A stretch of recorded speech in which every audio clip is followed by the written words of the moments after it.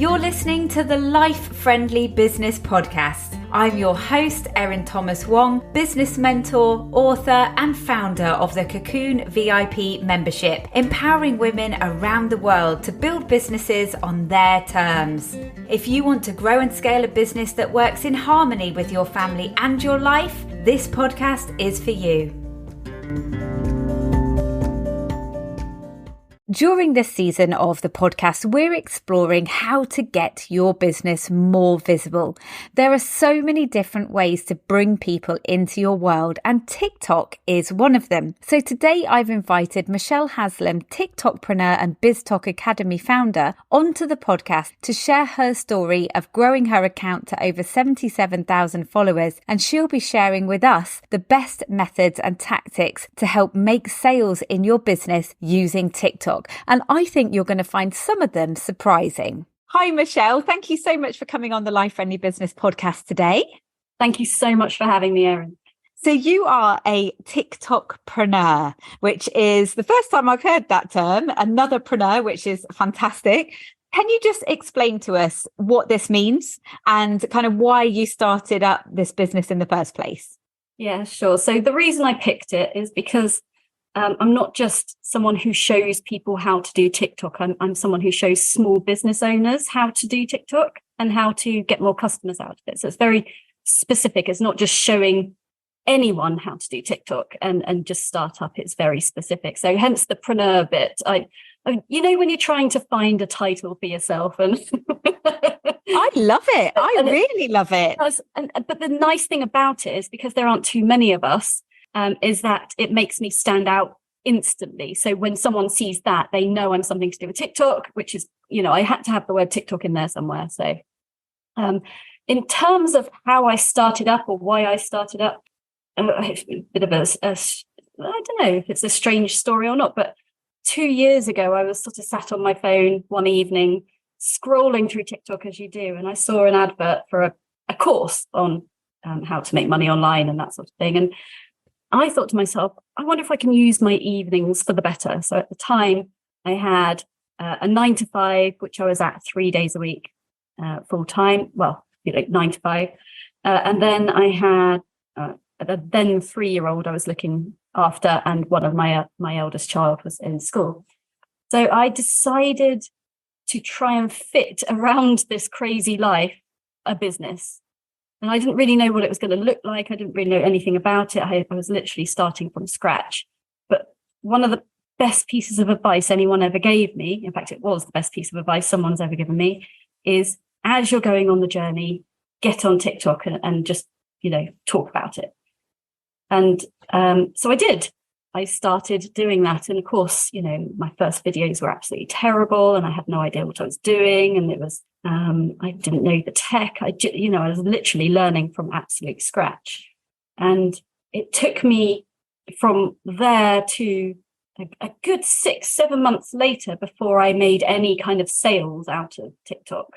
But then when I did, and just to explain, I was doing something, an affiliate marketing business at the time. So that's where I was selling other people's products, courses, that sort of thing, and getting a cut of the commission. So that was my business model at the time. And then I started getting consistent sales from TikTok and realized, actually, I think I have something that works here.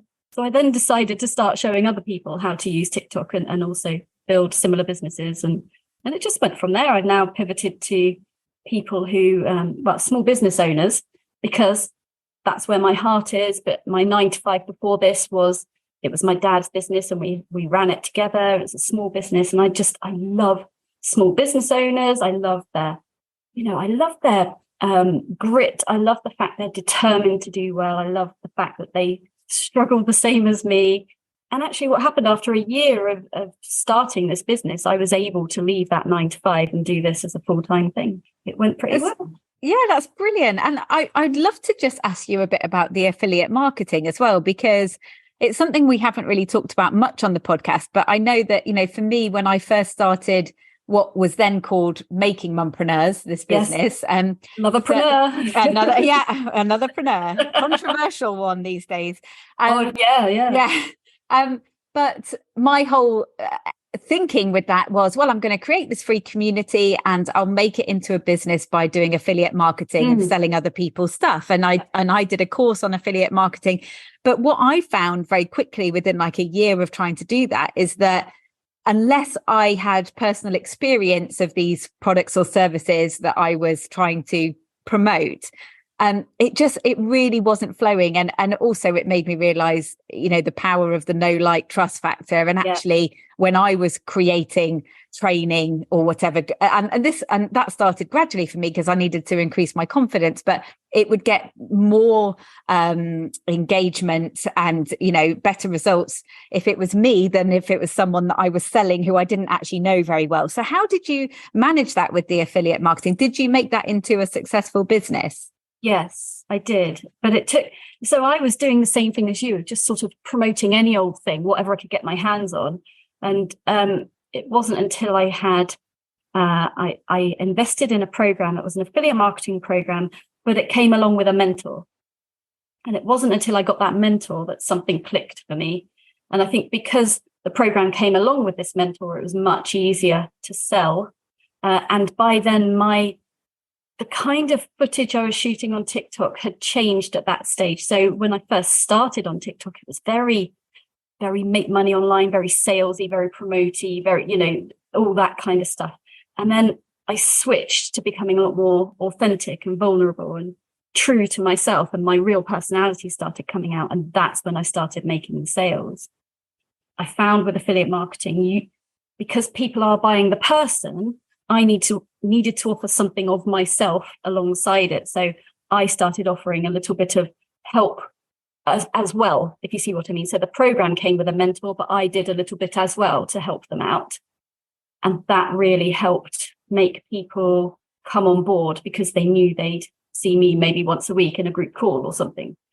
And that's what worked. And it's exactly what you say. If you're promoting a product or a course or anything that you don't truly believe in yourself or you've gone through yourself, it's never going to work because it comes across.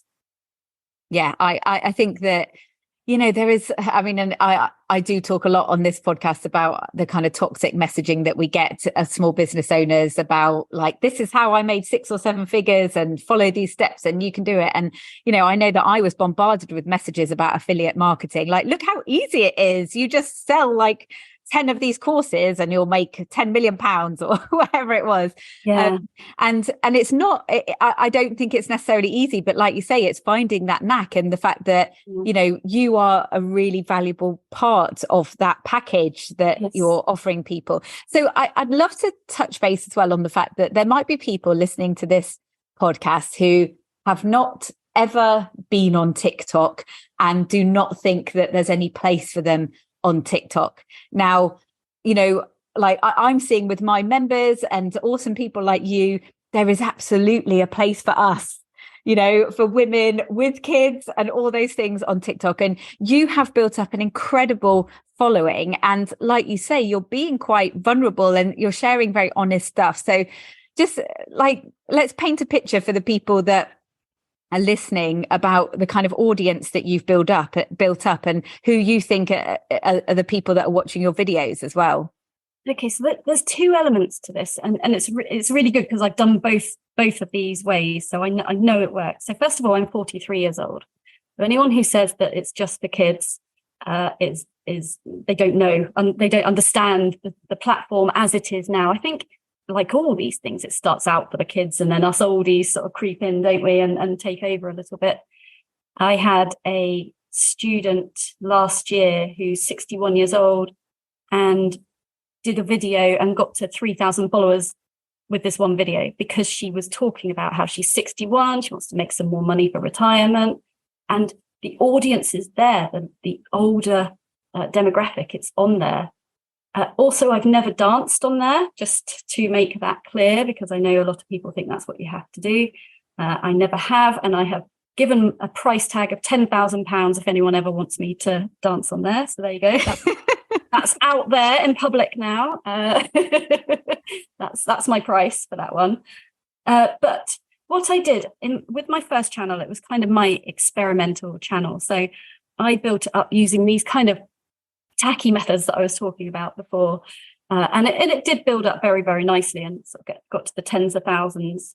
And then I started talking about more vulnerable things, and the growth slowed, in fairness. But, I started getting more customers out of it because of the type of content I was making. But then what I did, I wanted to double check that my methods work from scratch. The new methods I was teaching were working from scratch. So I actually started up a brand new channel in March of last year, and that channel grew to about 3,000 followers over a few months.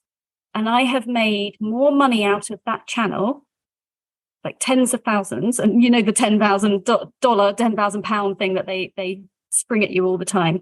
That actually happened, but it was because of that channel, not the one with 50,000 followers. So I suppose my point is, you don't need tens of thousands of followers. Yes, I have one on one of my channels, but the other channels I don't. But it is about building up your TikTok so that the right people are following you from the very start. And that, if you're doing it for vanity metrics, I can show you how to go viral. But if you're doing it because you want a better business or you want more customers, then you don't have to go viral ever and still get a lot of money out of it. So with your current channel, which I'm assuming is the second one that you're talking about, that you made more money from with less followers to start off with, is that the one that you've now got 77,000 followers? No. So, no. No, I've been experimenting with this kind of influencer malarkey recently. So my bigger channel, I've now pivoted completely. So that used to be make money online, all this sort of stuff. I've now pivoted that completely because what happened was at the beginning of the year, I lost my mum and I was going through perimenopause, and I was doing all these things that people in their middle age have to go through or start to have to go through. And so I started creating content based on that just because that's where my heart was at the time. And I used my bigger channel to create that content. And so my audience shifted. For a few months, it shifted and it became very female based, and it became, women over the age of 35. And so I decided to then start looking at influencing for middle-aged women and all that stuff. So that's my experiment channel. Right. That's what I'm experimenting with at the moment. I sort of chop and change and see what works and see what doesn't. And I'm not actually posting on my smaller channel anymore. Because I'm finding other ways at the moment to get customers for myself. So it sounds a bit sort of, why aren't you using your big channel for it? Because it doesn't feel right in my heart to use it for that anymore. Right. So I have seen that you were experimenting with a product or something, weren't you? Yeah. So you did like an affiliate product. Yeah. So I'm sort of almost back to affiliate marketing in a weird way, because TikTok Shop, what you can do is you can get stuff from TikTok Shop and then you can just make a video of yourself using it and people will buy things through your link and you get a percentage of every sale, which is like, oh, I'm back to affiliate marketing. I've sort of done a 360, it's so it's quite, but that is a sideline and it's something that doesn't take me very long at all. It's making me a little bit of extra money being entrepreneurial. I like to try loads of different things. And that's just the thing that I'm experimenting with at the moment. But my main focus is teaching small business owners how to make money from TikTok. So you've got your bigger channel where you're experimenting and doing affiliate marketing and things like that. But then you've got a smaller channel which you're not really currently active. So how are you getting people into your membership for TikTok and to your courses at the moment? Currently, I'm focusing on LinkedIn. I'm doing things like this. I'm doing podcasts. I'm joining memberships of people who and Facebook groups and that sort of thing, and getting involved in communities. And Erin, you and I are both in the local community, so I'm starting to get more involved in local community things, networking, and that sort of thing. And I know we're going to keep bumping into each other, aren't we, over the next year? Yes.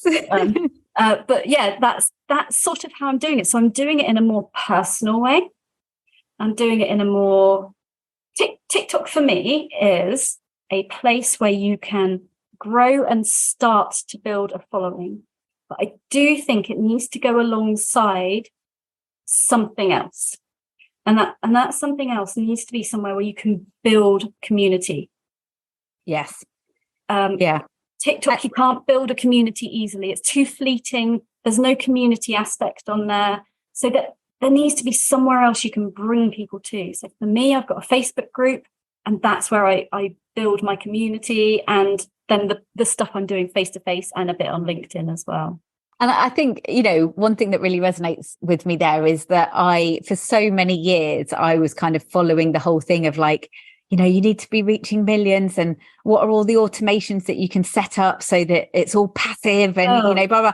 And just gradually over the last couple of years, I've realized that, actually working with people more closely is so much more fulfilling. And actually, because sometimes with the kind of just the broadcast type, promotion or whatever it is you're doing, you don't get any engagement back. You don't really know where your message is landing. But when you see someone's face, even if it is online with a tiny circle on Facebook or LinkedIn, you build up a connection with people.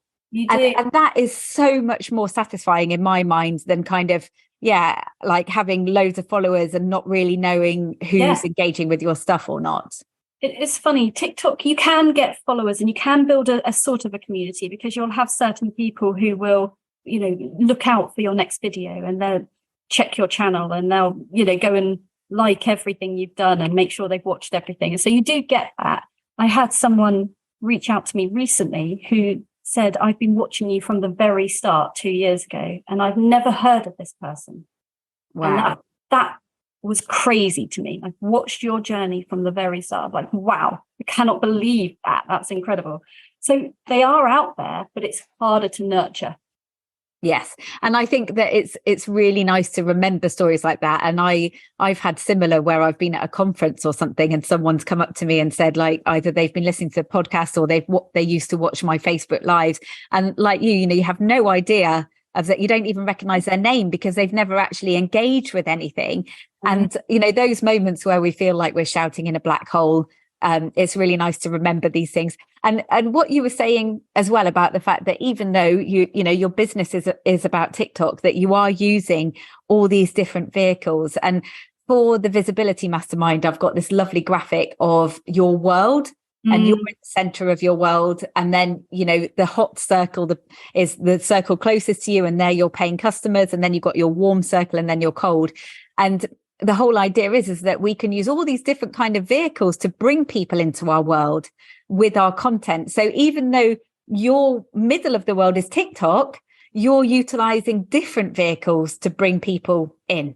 Yes, absolutely. But what I would say is master one at a time. Yes. And I know you are 100% behind this, Erin. It is all, I learned TikTok. I already kind of knew Facebook. So I learned TikTok, and I learned it really, really well. And then I learned how to do Facebook groups. And then once I had mastered that, I started on LinkedIn, so I didn't start LinkedIn until a year and a half into my business. Yeah. And I think, I'm sort of giving myself roughly half a year to master each individual thing and see what works, and then go on to the next thing. So what I would say is, if you're going to do TikTok, set aside your time and really, really learn TikTok. And then, same with every other platform out there, but choose one at a time. Because it is so easy to feel overwhelmed, because there is so much opportunity of what we could be doing. Yeah. And it's really down to us to kind of decide to focus on one thing or on two things, and that's it. Yeah. So this podcast is all about running your business in a life-friendly way as well. And I'm assuming that you've been able to do that quite well with this business. Like, what does your week look like? How's your work-life balance? Okay. Well, it has been a struggle, because I've never been self-employed before until about a year ago. So that has been difficult. Not as difficult as juggling a 9 to 5, a 3-year-old, and a business. So I have to say it sort of eased off a little bit once all that got sorted and the 3-year-old went to school, because she turned 4 and stuff. Do you know what I have to do? I find myself booking calls in and booking in this and booking in that. And I don't like saying no to opportunities at all, not a single one if I can help it. But I'm having to slowly say, I can't do that right now, but I can do that next month or the month after. Because I found, so June, for example, okay, we're just over halfway through June. I realized I hadn't had a day off in probably about 2 months properly, as in no work, no kids, no nothing. So I saw something that someone had put on LinkedIn about they scheduled in a day off. And I went, I'm going to do that every single month. I'm going to have at least one day. So I'm putting that now into my diary. I'm going to have a day where I literally do no work and nothing else. And actually the day for me was last week, and me and my husband went to the cinema together. He took a day off of work and we just had this really, really lovely day. But I'm having to diarize it. Yes. And I'm, so next week, it might be next week, it might be tomorrow actually. I've got a school mum friend who said, do you fancy having a coffee after school run? I went, yeah, but I've had to diarize that out of my calendar, because otherwise I will fill it with other things. And then I'll say to her, oh, I can't do it. And, so that's my way of dealing with it is I have to focus on, right, I've got to take time out because otherwise I'm going to burn out, which I've done a couple of times before. So I have to put it in my diary, but then I keep to it. So, for example, last week, someone said to me, oh, can we bring forward this meeting? Because I really want to see you quicker and get started with this thing quicker. The only day I could have brought it forward to was my day off. And I said a flat no. Yeah. And this is where our boundaries are so important. And, I always try and promote the idea of blocking out the stuff, the things that you need to thrive before you then add work in. So, for me on a Monday morning, like this morning, I don't do any calls before 11 o'clock. That's my CEO time. So I can, I know that on a Monday morning, I'm still transitioning from the weekend and all those things. And I can just take myself off to a nice cafe and get my list out and work out what I'm going to be focusing on. And I know that I need that to feel in control of the week ahead. Yeah. And then on Fridays, generally, sometimes I do a podcast interview, but generally I don't have calls on Fridays. So for me, I think having that blue sky thinking time, or just the white space, so that if anything has gone wrong during the week and has overflowed, that I know I've got that buffer. It just really helps with the kind of, mental health aspect of running a business and helps kind of cut down on the overwhelm as well. Yeah. I'd really love you to share with us what you think the top 3 mistakes people are making when it comes to TikTok. When you told me you were going to ask this question, I was like, wow, there's hundreds.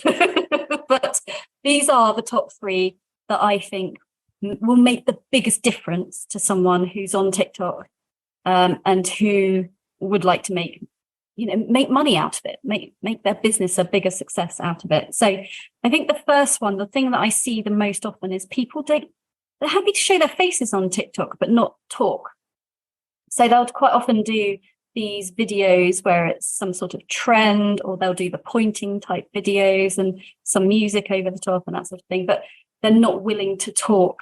And actually, I don't find that you are building know, like, and trust without talking. So that's probably my number 1 tip, is to talk. The second tip is that when you are talking on there, a lot of people seem to put music underneath because they've heard some ancient advice about TikTok that you need to put trending sounds, you need to put these things underneath that make boost your video. But that's not true anymore. TikTok has told us in the past few months that they are prioritizing original sound content. Original sound being your voice, what's going on in that particular scenario. So they love talking head videos where someone is talking to camera and it's just their voice. There's no music underneath. Oh, and it's so distracting. Some people don't turn the music down enough either. So it can be very distracting. You can't hear their voice. So that's something that don't use music if you're doing a talking video. That is a super, super interesting tip, because I did not know that. And okay. I noticed that with your big channel, do you just want to tell everyone what the tag is for that big channel? Michelle.Haslam is my big channel. Lovely. So on that channel, what I notice is that like all the videos are very consistently you talking to camera. Yeah, that's my style. Yeah, that's your style. And it was really interesting because I mean, I am not massively on TikTok. I'm just starting really and just kind of seeing a few things here and there. But yours really stood out to me as quite unique with that. And it's really interesting that actually TikTok are saying that's what they want to prioritize. So thank you for sharing that. It is. That's what they're going with. That's not to say that you can't have success with music over a video. But it sort of really depends on what you're trying to get out of it. And sometimes I've had videos go viral, but the message hasn't been strong enough. So nothing's actually come out of it. I've maybe had 100,000 views or something, but I've never had a customer out of a video like that. Whereas the absolute best case scenario is to go viral with a video that gets people into, say, your community or into your email list or wherever you want to get people into. So that's, you need a bit of a call to action for that. Yeah, absolutely. Number 3. Go on. Sorry. Number 3, I was just saying. Number 3, yeah. So you will notice on my channel that I've already mentioned this, authentic, vulnerable, and I will go on there now without any makeup. I will go on there with my hair just looking a complete mess. I don't care anymore. You don't have to do that, but you do have to have a level of authenticity and vulnerability on your channel. So what I'm finding is that people who are promoting themselves as a business on TikTok are just kind of talking about their products, just talking about, the things around to do with their services, that kind of thing, which is fine, or just educational, which is great as well. And I'm not saying there isn't a place for those things, but I think every maybe 10 videos or so, there needs to be something in there that is about you as a human being, you as a person. And it could be, this thing's gone horribly wrong in my business today, and then talk about it, without revealing anyone's names or anything, but just talk about this thing. Because I call TikTok the anti-Instagram, because people don't want perfection on TikTok. People want to know other people's lives aren't perfect, because nobody's are. But when you look at places like Instagram, it feels like everyone's life is perfect. So on TikTok, what works best is when you're showing people that yes, you're a business owner. Yes, you have all this wonderful information in your head and you can tell them that stuff, but you're a human being as well. And the trust aspect of that is the thing that will set you apart, because your personality is unique to you.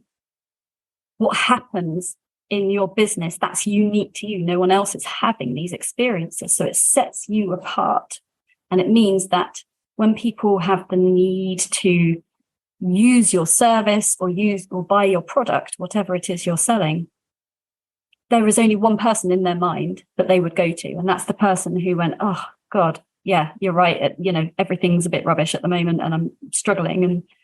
And the other thing you can do with that is say, right, I've been struggling and here's how I'm turning it around. And then that just makes you seem like someone who's a problem solver and the kind of person people want to come to. And that's what I have done, is just gone, oh, my business is rubbish at the moment, or I'm having a terrible month, or, and weirdly, you sort of put it out there to the universe and people answer and go, actually, I'm gonna work with you. So.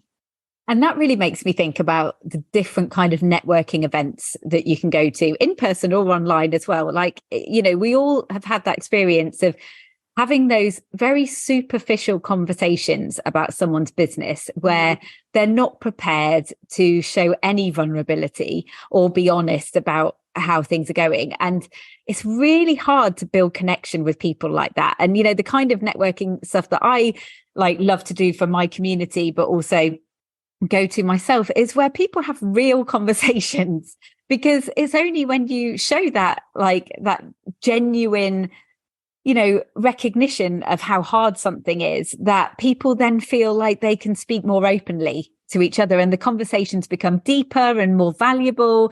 And then, that connection, that know, like, and trust is built up much more than just having this superficial conversation about things. Yeah, I think there's, we've had these platforms up to now where it's all about showing yourself as a professional, like LinkedIn, thank goodness, is changing from I must be very, very professional to actually let's show a little bit of vulnerability. Let's show people that it's not all perfect. And I'm really pleased it's going in that direction. There are still certain posts I see that I feel, oh God, I wish you'd let me help you, because all you're doing is sharing an article about the FTSE 100 or something. No one wants to see that anymore. I don't know if they ever wanted to, actually, to be honest. But yeah, it's great that people are out there and changing the way they show themselves. And doesn't have to be. I think people think, oh, I don't want to show every aspect of my life. Well, my kids are never on my social media. They're a massive part of my life, of course, but they are not on my social media. You can do these things without showing every part of your life, but just, show people the real you, your unique personality. That's wonderful. Thank you. I feel like we could talk forever about this. It's really fascinating. And yeah, it's really insightful to hear how you're using TikTok and your experience. And thank you so much. So where can people find out more about you?